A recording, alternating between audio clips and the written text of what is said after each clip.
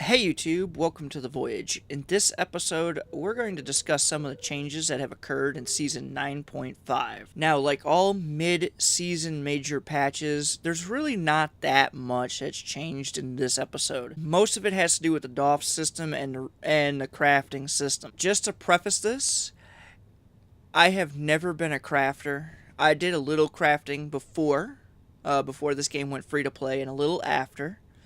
And in other MMOs I've played, I usually experiment with the crafting system, but never actually become a crafter. Alright, when you open a duty officer's window, I had already had it selected, but you get an R&D tab at the top. So if you press that, you get a choice of what you want to actually research. Since I run beams, let's check out beams. One of my major gripes with this is that a lot of times it'll start you out like midway down for whatever reason. I'm not sure if that's a design feature or a bug, but it starts you midway down. Alright, now I haven't looked too much into this, so some information might be a little wrong. Like everything, I would recommend you go look on the stove forums. Alright, I'll start out with beams, and since I run anti-protons, I can keep them, but you can research whatever kind of beams you want. You know, disruptor, phasers, that stuff. And you can select the class the mark you want to actually research. I'll keep it to 2 since I'm not an experienced person. Alright, it says that it costs us some items. 1 focusing lens and 1 targeting interface. And I don't have the targeting interface. Another thing that they do, I wasn't sure if I would like this. Yes, I know I have a lot of stuff in my inventory, and some of it I shouldn't have. But anyway, you now get a new tab in your inventory called R&D. And I don't know if these 2 items you get, which is the focusing lens and the industrial replicator supplies, if you get them when you first start out, or if I had something special that got me to get them. Now, the way you get these crafting supplies is through the PvE queues. Whoops, that's my fleet. And when you complete these, I have not done any of them, so if it's select, I'm not sure about. You will get a box very similar to the lock boxes, but I don't think you need keys to open them. That will have some items in it. And another downside is, of course, they brought in a new lockbox system. Another thing they did was general DOF changes to the assignments. First of all, they moved some of the tabs. If you want more, there's now a tab under your router. And your department heads were also moved into the router and assignments tabs. So let's start a diplomatic mission, shall we? Let's find something that I don't have all the items for.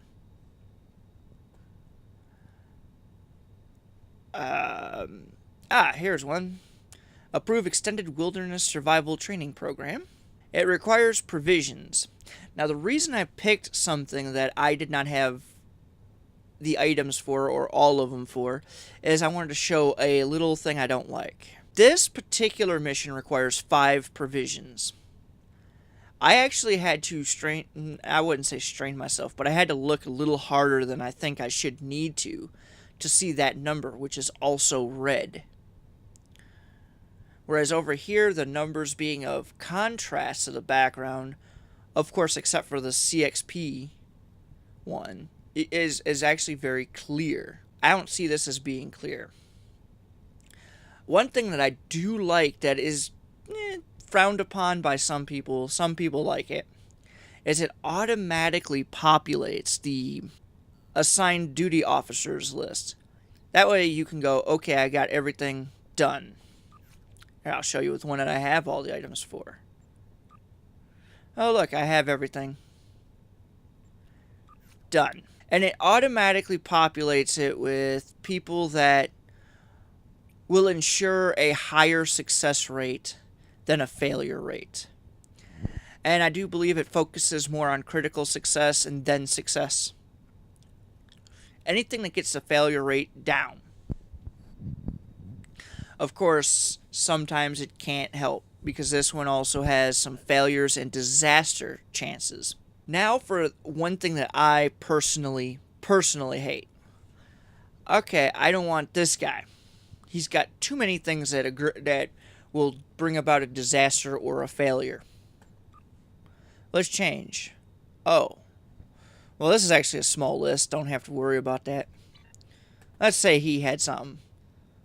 Oh, wow. Look at this. No way to sort it. This is also a small list.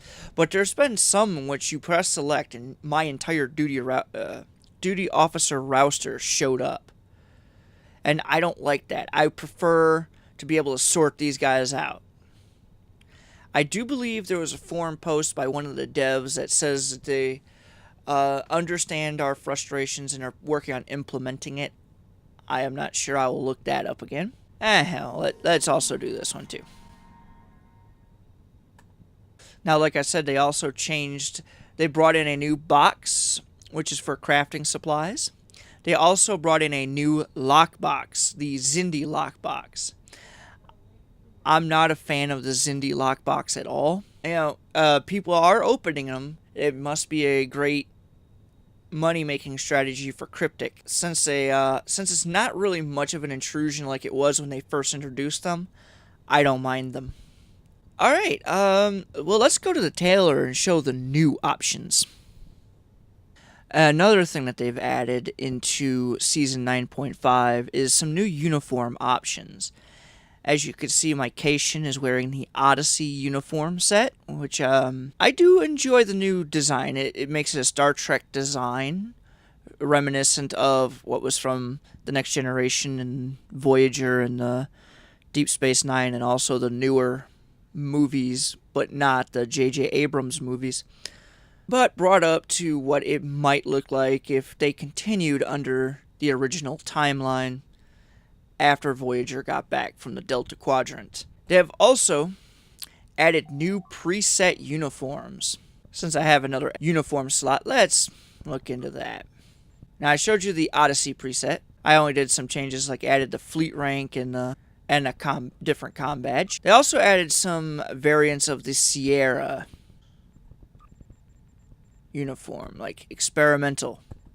Really doesn't look too bad until it's applied on my character. And of course, you got sleek, along with a few other changes. If you do not actually have the uniform set in it, it still shows you how much it will cost you if you purchased it. One thing I do like, though, is stuff like the Enterprise Era bundle. Since I don't actually have it, it'll default to the bundle instead of just basically what you would need. I do not remember if it did that before, but I know if you actually came in here and started selecting like Enterprise, and then it would default to what was just basic. A couple changes that I hope they bring about in the near future is the ability, like I said, to come into one of these and sort this list. As you see, this is actually a pretty long list. So, like, if they give you the ability to sort it, like, by trait, let's say I preferred somebody there that was logical, even though I didn't need it. I could go in there and go, everybody that can be slotted that is logical. Then that would be cool. Now, I'm not a big RPer, so it, by default, giving me the best options might work. But at the same time, what would give me the best chances for a critical success would give me a disaster. I don't want that. You know, sometimes it selects the bad choices for me, I think. I hope you enjoy Season 9.5. I'm hoping to bring about more videos sooner in the future. Right now I'm striving for once every 2 weeks. And for everybody that was curious, the live stream, in my opinion, went well. But I had some general issues. And I recently had a storm that knocked out power and internet to my house for a day or two. So I wanted to make sure my internet was stable before another live show took place. I do not currently know when the next live show will be because I want to make a dedicated streaming machine.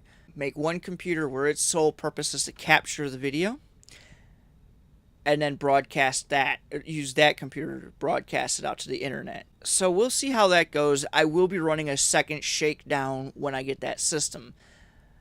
Until next time, though, have a good day.